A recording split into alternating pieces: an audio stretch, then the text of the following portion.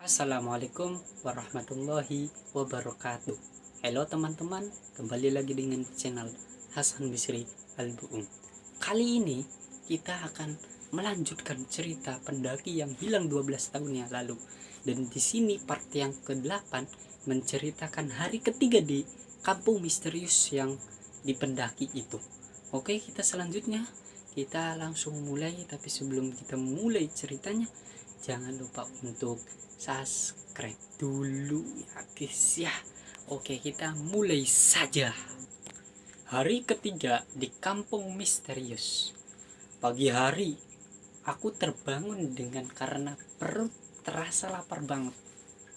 Aku membuka mataku dan dihadapkan dengan muka Daniel yang tertidur dengan air liur yang keluar dari mulutnya. Aku kemudian langsung duduk dan kemudian membangunkan mereka semua. Kemudian aku langsung memegang HP yang ada di saku celanaku. Ternyata HP aku sudah kehabisan baterai. Maklum, HP jadul, jadi baterainya nggak kuat seperti HP baru kebanyakan. Kemudian Daniel membangunkan Rido dan Iqbal yang ada di sampingnya. Aku kemudian mengeluarkan ransel yang ada di dalam tenda. Segera aku keluarkan kompor untuk memasak. Aku cek satu persatu ransel, ternyata tidak ada tersisa air botol. Aku pun bilang, "Dok, gimana nih? Air kita sudah habis. Coba kamu cek air keran yang di tempat wudhu musola ini, ada airnya atau tidak." Rido pun oke. Ayo Iqbal, temani aku bawa semua botol ya. Mereka berdua kemudian keluar untuk mengisi air dan aku melanjutkan memanaskan minyak goreng untuk menggoreng kerupuk kering yang kami bawa dari rumah. Setelah beberapa saat, mereka berdua kembali. Aku dan Daniel kaget. Mereka bukannya air bersih yang ada di dalam botol, tetapi air yang keruh kekuningan seperti air kencing. "Apa-apaan ini, Dok? Kamu kok ngisi air got?" kata aku. Daniel pun menjawab, "Iya, Cok. Kok kamu?" Daniel pun bilang, "Iya, Cok. Kamu jorok banget sih air got. Emang kita ayam gitu dikasih minum air kotor? Kalian berdua emang nggak lihat, ini kan air bersih dari musola itu, sepertinya air yang kemarin," kata Iqbal. "Kan jelas itu airnya keruh banget," kata aku yang bilang. "Keruh gimana? Lihat nih," kata Rido. Aku terdiam sesaat. Mungkin ini memang seperti penglihatan aku dan Daniel sebelumnya. Semua yang aku lihat di kampung ini seram dan kotor. Aku langsung menjelaskan kepada mereka dan baru mereka mengerti. Kemudian akhirnya mereka buang dan aku lanjut memasak meskipun cuma menggoreng kerupuk. Iqbal pun bertanya, "Jadi kita nggak bisa masak nasi nih?" Daniel pun menjawab, "Ya apa boleh buat, airnya kan nggak ada." "Ya udah, apa yang ada aja kita makan," kata Rido. Kemudian kami sarapan pagi dengan hanya memakan kerupuk doang. Setelah itu kami langsung membereskan tenda dan siap-siap untuk mencari Panji kembali. Aku keluar sendirian untuk memastikan beradaan di luar. Ternyata keadaan di luar masih sama. Makhluk yang menyeramkan itu masih ada dengan aktivitas yang sama, tidak berubah sama sekali. Aku kemudian menjelaskan kepada Daniel kalau semua itu cuma ilusi saja. Mereka walaupun seram, tidak ada menyakiti kita. Setelah meyakinkan Daniel, kami berempat kemudian keluar dari dalam musola itu. Kemudian kami berjalan ke gang dengan Rido sebagai pemimpin jalan. Kami terus mencari dari sudut ke sudut gang tanpa henti, berputar-putar, kemudian balik lagi ke musola itu. Sampai siang kami berjalan tidak kunjung menemukan Panji. Kami saat itu putus asa. Sepertinya kami di sini akan terjebak selamanya. ditambah rasa lapar dan lelah yang membuat kami berpikir untuk menyerah. Daniel juga terus saja ketakutan melihat makhluk-makhluk aneh di kampung itu. Sepertinya kita tidak akan menemukan Panji. Sepertinya kita akan terjebak di kampung ini, kataku dengan pasrah.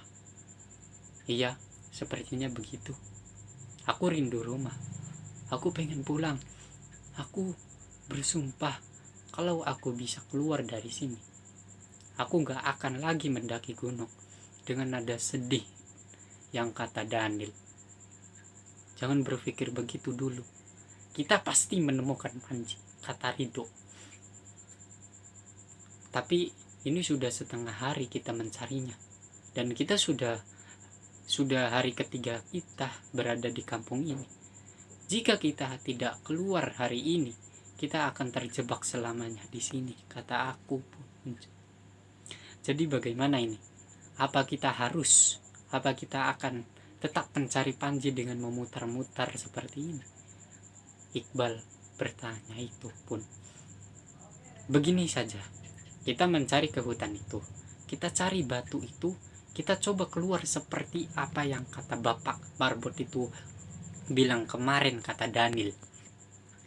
Tapi Panji kan belum ketemu, kata Rido. Sudah, kita lupakan saja Panji. Dia juga tidak pernah pikirkan keadaan kita. Dia itu egois, bertindak dengan kemauannya saja, kata Iqbal. Oke lah, kalau begitu kita kembali ke gang menuju persawahan itu, kata aku. Kami pun menyerah mencari Panji dan akhirnya memutuskan untuk pergi ke batu yang ada di hutan itu tanpa Panji. Setelah berjalan beberapa jam, kami akhirnya sampai di pinggiran hutan. Kemudian kami memasuki hutan itu dan memulai untuk mencari batu besar yang dimaksud Bapak Marbot itu. Rasa haus yang tak tertahankan membuat aku sedikit pusing. Tenggorokan yang kering yang memaksaku untuk sesekali menelan ludah. Setelah sekitar 1 jam mencari, kami tiba-tiba melihat objek benda berwarna biru dari kejauhan. Kami berempat langsung menuju ke sana dan mendapati bahwa benda itu adalah ransel milik Panji. Segera kami berteriak memanggil nama Panji sambil mencarinya. Aku mengecek isi ransel itu tetapi masih utuh seperti biasanya. Dan aku menemukan air botol dan 2 bungkus roti yang masih tersisa di dalam tas itu. Kami langsung meminum air dan memakan roti itu karena rasa haus dan lapar yang tak bertahankan. Ayolah, cepat kita cari Panji. Ini sudah sore, kita nggak punya waktu lagi, kata aku. Setelah selesai makan dan minum, kami kemudian melanjutkan mencari Panji dan area tempat kami. Menemukan ransel itu, tak lama kemudian kami mendengar suara minta tolong, tetapi samar-samar. Tolong, tolong, tolong. Suara itu sangat kecil dan lemah. Kami terus mengikuti sumber suara itu, dan akhirnya melihat bahwa itu adalah Panji yang bersandar di sebuah batu besar yang tidak lain memang itu adalah batu yang sedang kita cari. Kami langsung berlari menuju Panji dan memberikan sedikit air yang tersisa di dalam botol. Kami langsung berlari menuju Panji dan memberikan sedikit air yang tersisa di dalam botol itu. Ayo, dengan suara nafas yang terengah-engah kata Panji. Ayo, apa Panji? Dengan panik, aku yang bilang itu. Ayo kita pergi dari sini, kata Panji. Badan Panji di sana sangat lemas sampai tidak mampu untuk berdiri. Aku kemudian membantunya berdiri dengan merangkulnya. Apa yang sebenarnya terjadi padamu, Panji? Aku pun bertanya itu. Aku sepertinya akan mati, kata Panji. Kamu jangan bilang begitu, Panji, kata Rido. Ayo cepat, kita keliling batu ini sebanyak 3 kali. kata aku. Tidak membuang waktu lagi. Kami kemudian bersama-sama mengelilingi batu besar itu sebanyak 3 kali sambil merangkul Panji yang sudah lemas. Setelah putaran terakhir selesai, kami kemudian bersama-sama mengucapkan salam. Apa kita sudah kembali ke hutan yang sebenarnya, kata Iqbal. Nggak tahu juga, kita ada bedanya dengan hutan yang pertama kali ini. Kita kesini 2 hari yang lalu, kata Daniel. Cara mengetahuinya bagaimana, kata Iqbal. Iya, gimana cara kita tahu kalau kita sudah di dunia yang nyata, kata Ridho. Biar aku yang mengeceknya. Caranya gimana, Ron? Kata Daniel. Tenang, aku bakalan turun lurus ke tempat ujung hutan yang tadi. Kalau aku menemukan area persawahan itu lagi, berarti kita belum keluar dari alam gaib ini, kata aku.